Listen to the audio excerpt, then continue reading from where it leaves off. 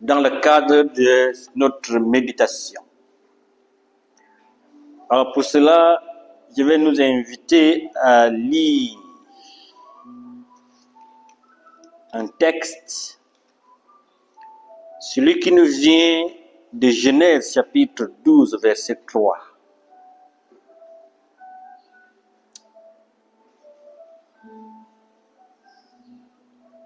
Genèse 12, verset 3.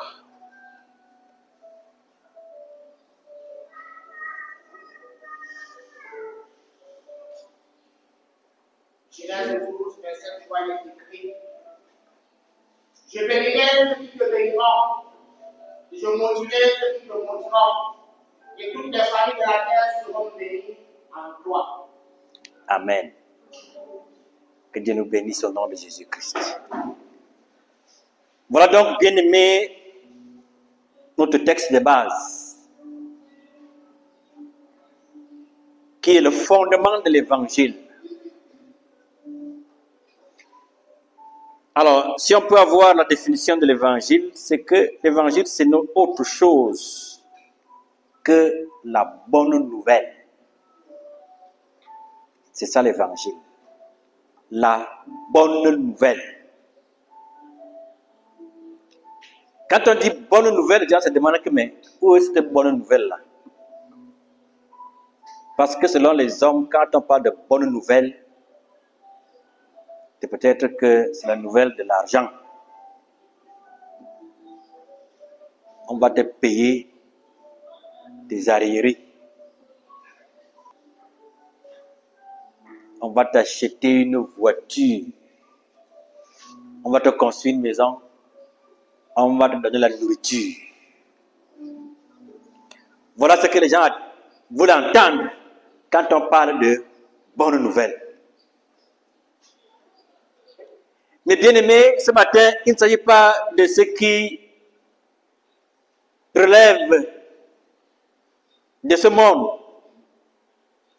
Il ne s'agit ni de l'argent, ni de la nourriture, ni de la voiture, ni d'une maison.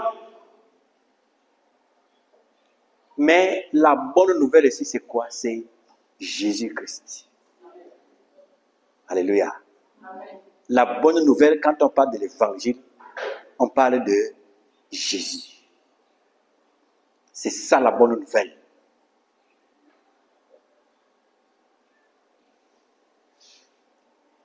Parce que si nous pouvons être contents quand nous mangeons, quand nous buvons,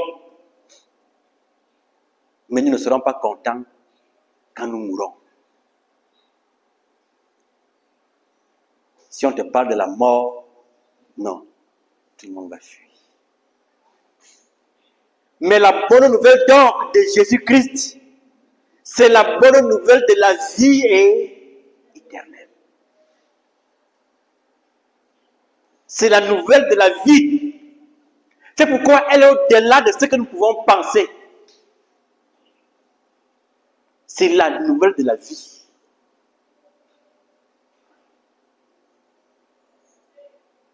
Parce que avec Jésus, il n'y a plus de mort. Alléluia. Avec Jésus, il n'y a plus de mort. La mort est vaincue. La mort n'existe plus. Parce que le Seigneur Jésus-Christ a fermé la porte du séjour des morts à ceux qui le craignent.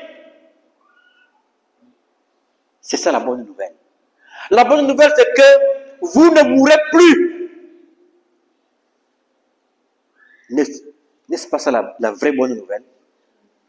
Quand on va dire que vous ne mourrez plus. La vraie bonne nouvelle, c'est que vous ne mourrez plus.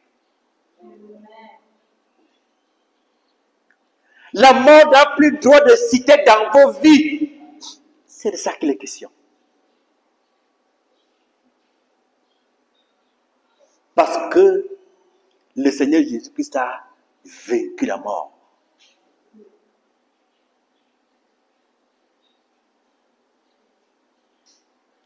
le Seigneur Jésus-Christ a vaincu la mort. C'est de ça qu'il est question quand on parle de bonne nouvelle.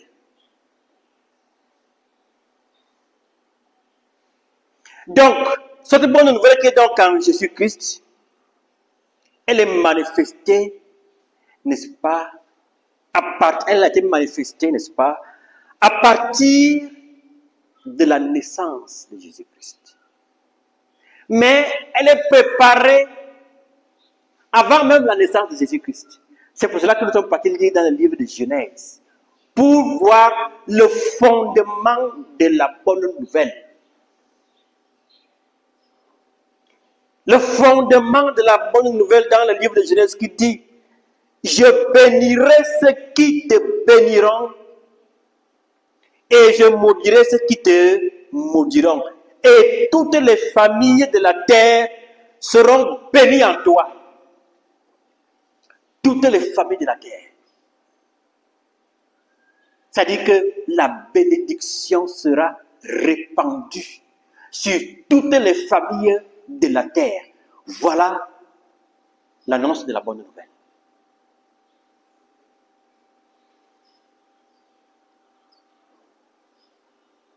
Si nous sommes ici ce matin, c'est parce que nous avons entendu cette bonne nouvelle qui nous a été prêchée.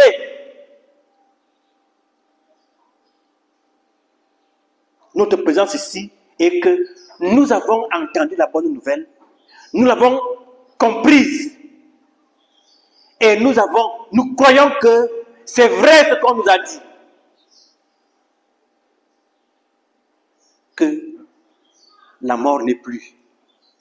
Christ nous a libérés. Christ nous a libérés. Nous te disons merci Seigneur. Alléluia. Christ nous a libérés. Alléluia. Christ nous a libérés. Nous te disons merci Seigneur. C'est le chant de victoire. C'est le chant de la bonne nouvelle. Il y a une histoire que je vous ai souvent racontée ici. Je ne sais pas si vous vous souvenez. Vous savez, le 6 avril 1984, il y a eu le coup d'État dans ce pays où des putschistes ont voulu renverser, n'est-ce pas, le régime en place. Malheureusement, ce coup d'État a échoué. Et on avait arrêté tous les auteurs, tous ceux qui avaient participé à ce coup d'État. On les a jugés. Le jugement, c'était la condamnation à mort. La condamnation à mort. Et quand on te condamne à mort, ça veut dire qu'un de ces 4 matins, on va te prendre en prison pour aller t'exécuter. C'est comme ça qu'on a commencé à exécuter les premiers condamnés. Chaque fois, on venait prendre les gens. Allez, pas les exécuter. Et quand vous entendez que ceux qui étaient là avec vous aujourd'hui, on est parti les exécuter, c'est la peur qui gagne vos cœurs. Que demain, c'est moi qu'on va venir prendre. On vous pend. Mais on n'a pas pendu tout le monde. On n'a pas pendu tout le monde, ça veut dire qu'il est arrivé un jour, on a dit que non, arrêtez la pendaison. Il y en a donc qui étaient déjà condamnés à mort. On leur a gracié, on les a graciés. On a arrêté. Et il y en a qui sont encore vivants parmi nous aujourd'hui. Le jour où on a dit que non, on les a graciés, ils étaient contents.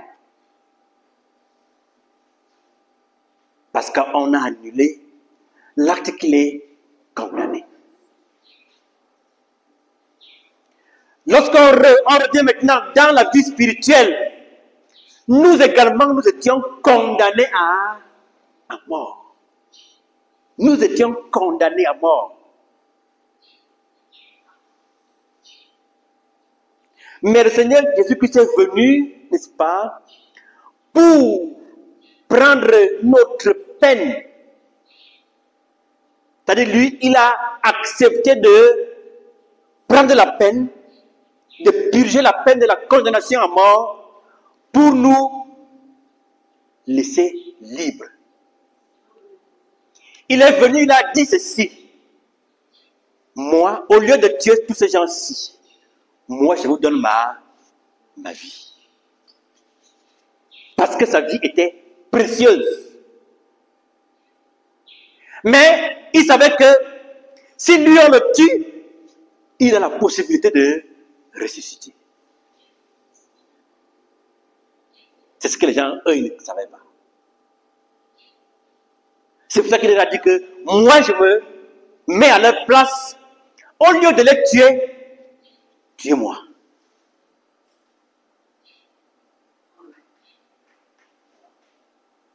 Mais sachant lui-même dans la tête que dès qu'il est mort comme cela, 3 jours après, il va ressusciter.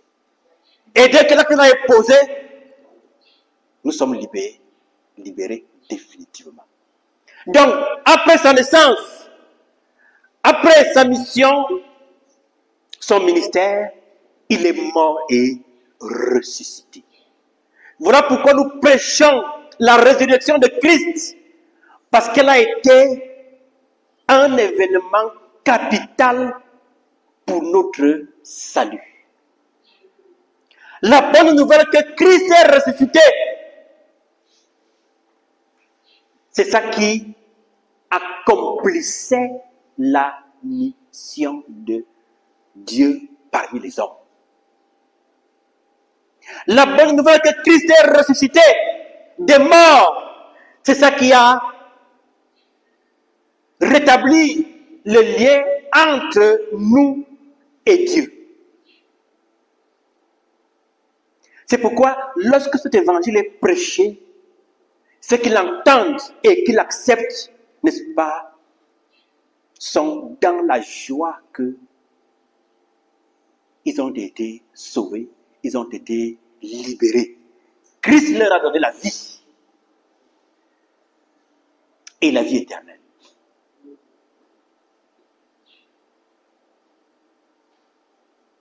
Donc, quand Dieu dit à Abraham que toutes les familles de la terre seront bénies en toi, il s'agissait du Seigneur Jésus-Christ.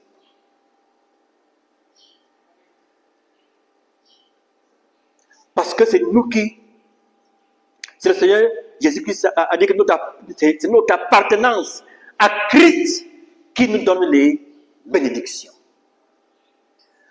Lorsqu'on lit un peu dans le livre de Apocalypse chapitre 6, verset 14.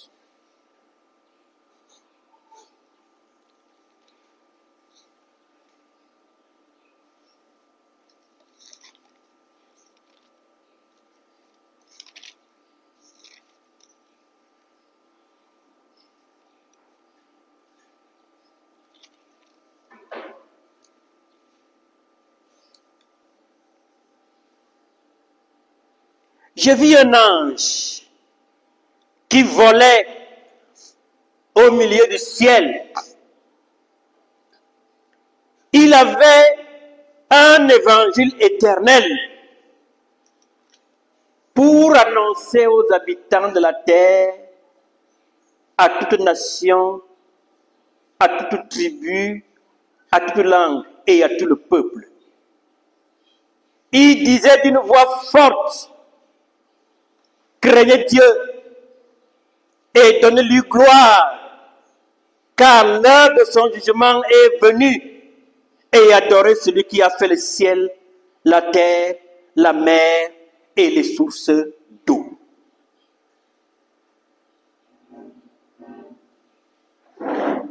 Voilà la seule chose qui nous est recommandée aujourd'hui. Après l'annonce de la bonne nouvelle, c'est adorer Dieu. C'est chanter à Dieu. C'est glorifier Dieu. C'est d'exalter Dieu. C'est de magnifier Dieu. C'est de craindre Dieu.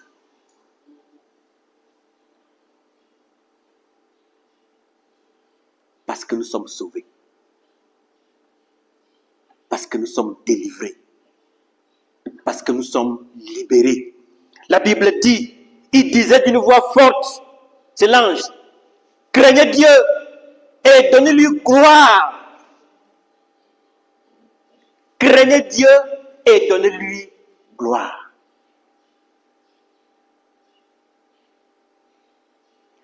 Parce que ce qui dépassait les hommes, il a trouvé la solution. Notre cauchemar, Dieu nous a rassuré que si vous demeurez en moi et que ma parole demeure en vous, je serai avec vous. Il dit dans le livre de Matthieu chapitre 28, verset 19, que allez, alléluia, allez, faites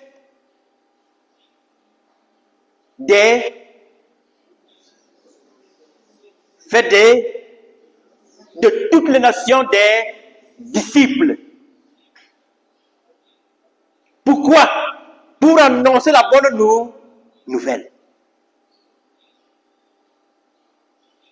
Enseignez-leur à observer tout ce que je vous ai prescrit. Allez. Faites de toutes les nations des disciples. Enseignez-leur à observer tout ce que je vous ai prescrit.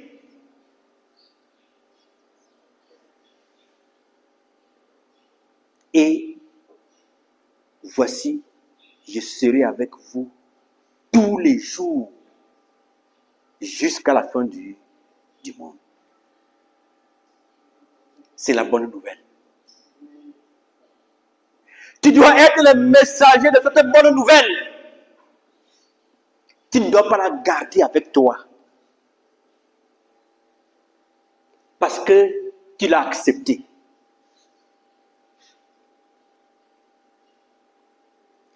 Et parce que tu l'as accepté, tu es béni. Alléluia. Tu es béni. Toi-même, tu expérimentes cette bénédiction-là. Toi-même, tu vis cette bénédiction-là.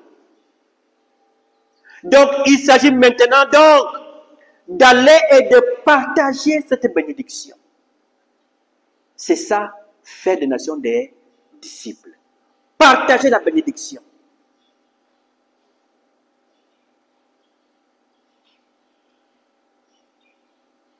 Donc, non seulement que tu dois parler, mais également tu dois partager ce que toi-même tu vis.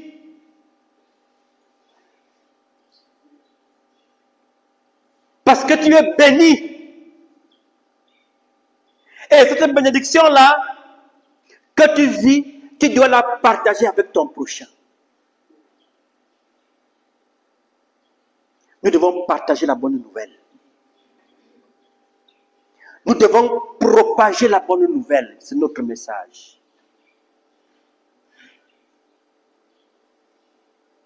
Nous devons dispenser l'évangile de Christ. Nous devons la répandre.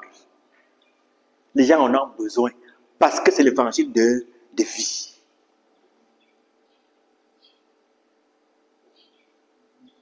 Nous devons leur dire que tous les problèmes, Jésus est la solution à tous les problèmes. Jésus nous donne tout. Jésus nous guérit. Jésus guérit les malades. Jésus délivre tous ceux qui sont possédés.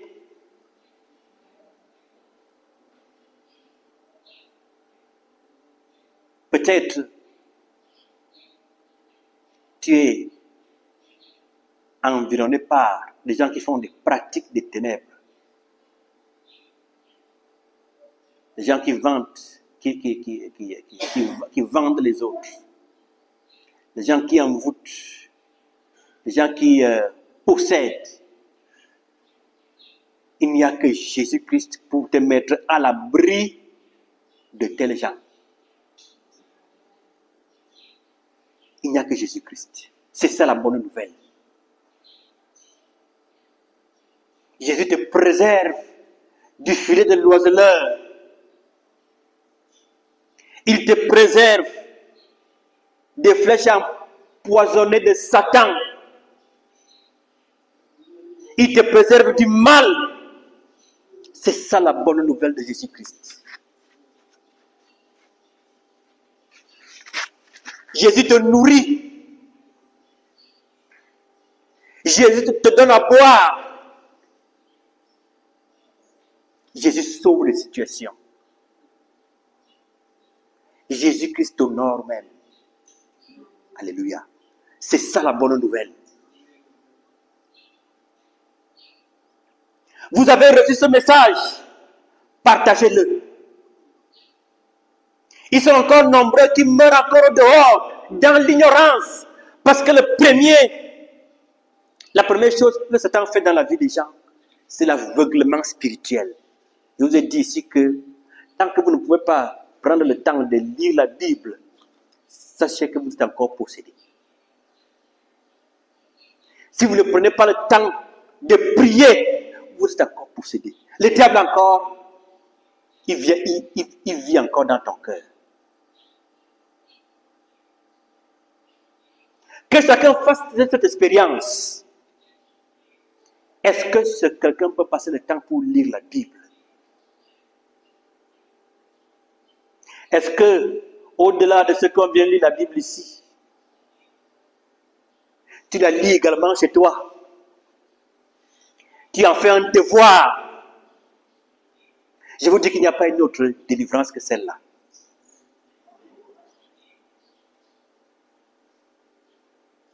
Est-ce que tu as déjà acheté une Bible?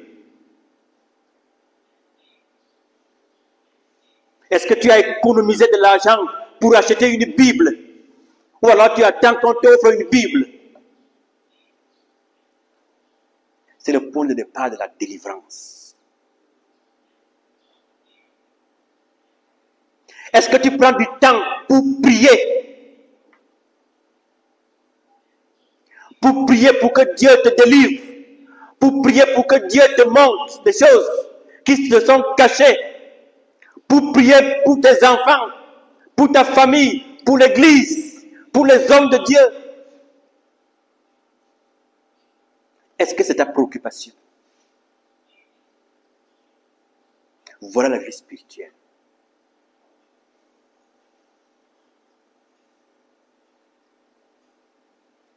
Parce que lorsque tu vas commencer à faire ça,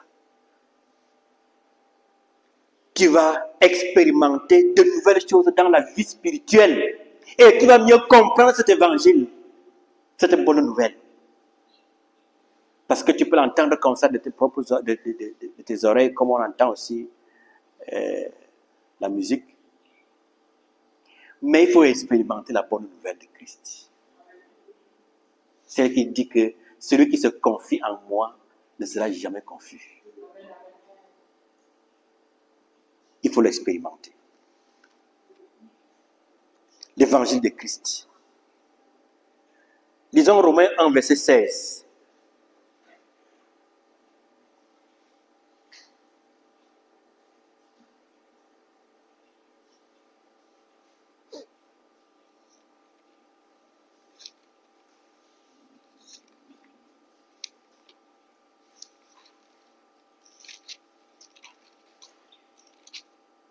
Je me dois aux Grecs et aux barbares, aux savants et aux ignorants. Je me dois, Paul le dit, je me dois aux Grecs. Pourquoi est-ce qu'il dit qu'il se doit aux Grecs? Parce que tant qu'il ne leur a pas encore annoncé la bonne nouvelle, il n'a pas accompli sa mission. Je me dois aux Grecs. Est-ce que tu t'es fixé les objectifs? Est-ce que tu les as atteints?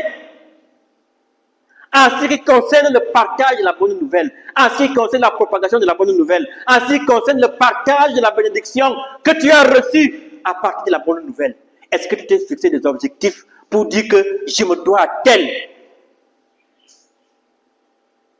Tant que je ne lui ai pas encore annoncé la bonne nouvelle, je ne serai pas en paix. Paul dit, je me dois aux Grecs, aux savants et aux ignorants.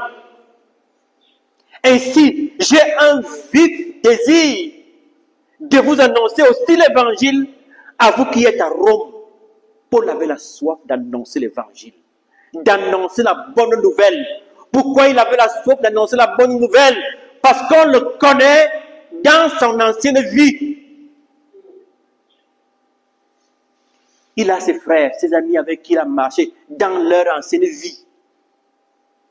Quand il a reçu la bonne nouvelle, quand Christ l'a appelé pour lui dire que Saul, Saul, pourquoi me persécutes-tu? Qui es-tu pour que je te persécute? Je suis le Seigneur Jésus. Toi que Jésus a également appelé dans les mêmes conditions que Paul. Pendant que tu étais assis à l'ombre de la vallée de la mort, pendant que tu étais prêt à être égorgé, Jésus t'a appelé. Jésus a freiné ta course. Jésus t'a interpellé. Aujourd'hui, est-ce que tu es rentré en arrière pour partager l'évangile avec ceux avec qui tu étais ensemble? Est-ce que tu leur as partagé l'évangile? Est-ce que tu as ce vif désir? Est-ce que ça brûle dans ton cœur? Est-ce que ça brûle dans ton cœur de dire à ton prochain que connais-tu Jésus? As-tu reçu Jésus? Alléluia. J'ai un vif désir de vous annoncer aussi l'évangile à vous qui êtes à Rome, car je n'ai point honte de l'évangile, la bonne nouvelle. Comment doit-on avoir honte de la bonne nouvelle? La nouvelle de la vie, que je suis sauvé de la mort du péché. Je n'ai point honte de l'évangile. C'est la puissance de Dieu pour le salut de quiconque croit. La parole de Dieu, la bonne nouvelle, c'est la puissance de Dieu pour le salut, c'est-à-dire pour la vie éternelle. L'évangile est pour la vie éternelle, pour le salut de quiconque croit, du juif premièrement, puis du grec. Les Grecs, c'est nous. Alléluia. C'est nous les Grecs. Du juif premièrement, puis du grec. Parce qu'en lui est révélée la justice de Dieu par la foi et pour la foi. Selon qu'il est écrit, le juste vivra par la foi. La foi ici, c'est la parole. C'est l'évangile. Le juste vivra par l'évangile. Le juste vivra par la bonne nouvelle.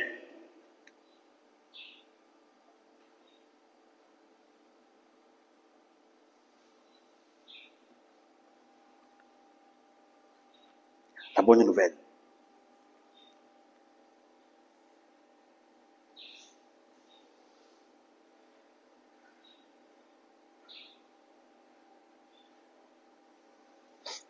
Lisons un peu Acte 8, verset 35.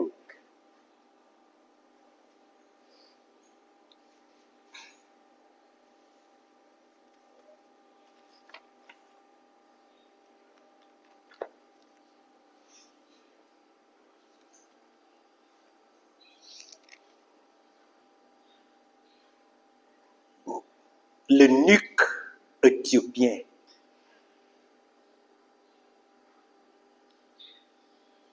Je vous ai dit ici que il faut faire la différence entre un homme pieux et un enfant de Dieu.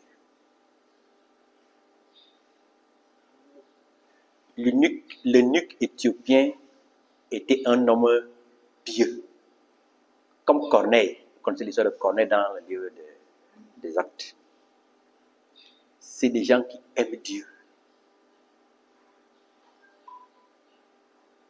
Qui aiment Dieu. C'est-à-dire qu'ils sont persévérants. Ils pratiquent des aumônes, de l'hospitalité. Ils font tout ce qui est bon. Mais ils n'ont pas la révélation de Christ. Ils n'ont pas le Saint-Esprit. Ils travaillent un peu en désordre. C'était comme ça l'eunuque éthiopien. L'histoire, ici, c'est que l'eunuque éthiopien, n'est-ce pas, allait à Jérusalem pour adorer. Il y allait régulièrement parce qu'il aimait Dieu. Il aimait Dieu, mais il ne comprenait pas la bonne nouvelle. Il ne comprenait pas beaucoup de choses. Il pouvait même lire, mais il ne comprenait pas beaucoup de choses. Alors donc, dans sa recherche de Dieu, Dieu a envoyé auprès de lui Philippe, le diacre Philippe, pour lui annoncer quoi? La bonne nouvelle.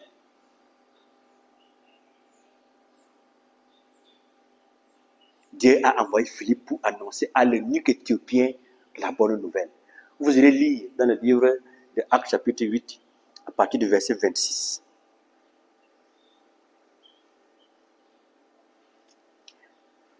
Donc, on peut quand même commencer à lire peut-être à partir du verset 29, où Philippe, par la volonté de Dieu, s'est retrouvé sur le chemin de l'eunuque éthiopien qui était assis dans son char en train de lire. Mais il ne comprenait pas ce qu'il lisait. Il lisait seulement. Il n'avait pas encore la bonne nouvelle. Le voile n'était pas encore ôté. Il faisait les choses n'importe comment. Parce que c'est plus tard, après cet évangile, donc, que il a été délivré et que ses yeux se sont ouverts.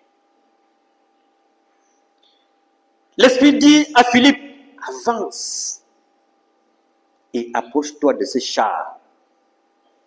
Philippe a couru et entendit l'Éthiopien qui lisait le prophète Ésaïe. Il lui dit, comprends-tu ce que tu lis? Est-ce que tu comprends ce que tu lis? Il y en a qui ne comprennent pas ce qu'ils lisent. Ils lisent seulement. Ils aiment lire, vraiment, ils aiment lire. Ça veut dire que le Saint-Esprit est avec eux.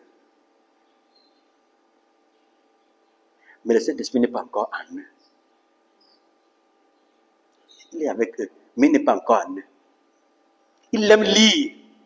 Comprends-tu ce que tu lis? Il répondit, comment le pourrais-je si quelqu'un ne me guide? Alléluia. Comment tu le peux? Il y en a qui sont assis à la maison croyant qu'ils comprennent les choses. Alors que c'est ici à l'église que tu comprendras la vérité même de l'évangile.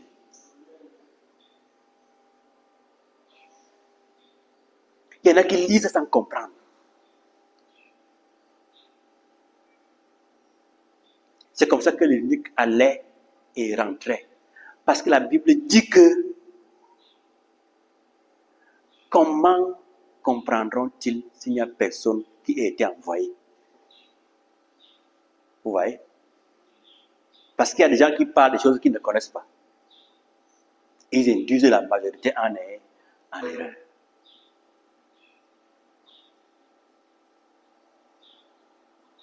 Et il invitait donc Philippe à monter et à s'asseoir avec lui. Le passage de l'écriture qu'il lisait était celui-ci.